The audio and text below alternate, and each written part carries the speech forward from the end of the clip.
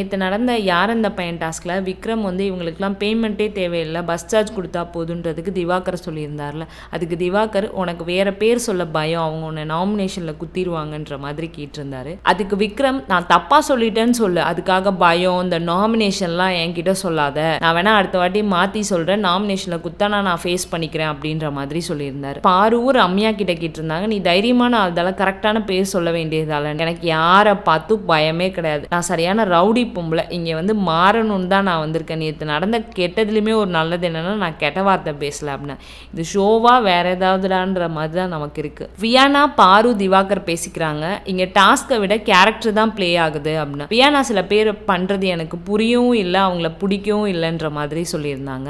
வியானா வந்து இன்னைக்கு நான் அவங்க கூட பேசுறேன்றதுக்காக உங்களுக்கு நான் சப்போர்ட்லாம் பண்ண மாட்டேன், யார் தப்போ அவங்களுக்கு எப்பயுமே நான் பாயிண்ட் அவுட் பண்ணி சொல்லுவேன்ற மாதிரி சொல்லியிருந்தாங்க.